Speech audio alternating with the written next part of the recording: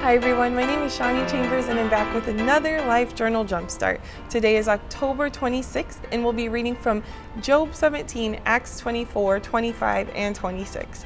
So here in Job 17, we see Job speaking. His friends were known for their wisdom, but they didn't see wisdom. Job didn't see wisdom in the words that they spoke to him. Job later is backed up by the Lord in a later chapter when God condemns them for falsely representing him. And so these men had skewed vision. They seemed to believe that prosperity and worldly success defined what rewards looked like from God for a righteous life. And so true affliction and trouble proved that there was a faithlessness in a person, and that is what they saw in Job. And so true wisdom really does come from God, not from human success or failure, and true wise people will never abandon God. And so Job's friends described rewards for faithfulness that only related to this life on earth. But Job longed for the relief of pain, and so he saw death as an escape for that. But in reality, God was going to eternally bring things back and go ahead and restore Job in the long run. And so he didn't need to he didn't need to experience physical death at this point. He was able to still struggle and suffer through the circumstances that he was given, and still be able to see God.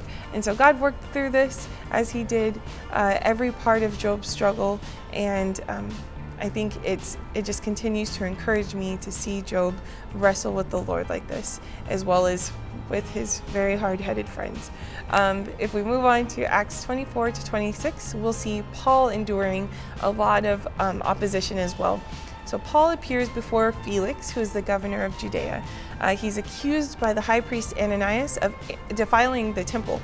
And Paul says, there is actually no proof or any witness that supports this accusation. And so Felix defers the decision-making process to determine if Paul is guilty or not guilty. And he actually waits 2 years because he hopes that Paul will bribe him with money to let him out of prison.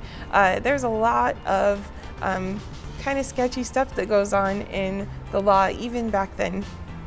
And then Festus actually replaces Felix as the governor. But before Felix steps out completely, he wants to please the Jews, and he actually keeps Paul imprisoned just so that he could please the Jews and gain favor with them.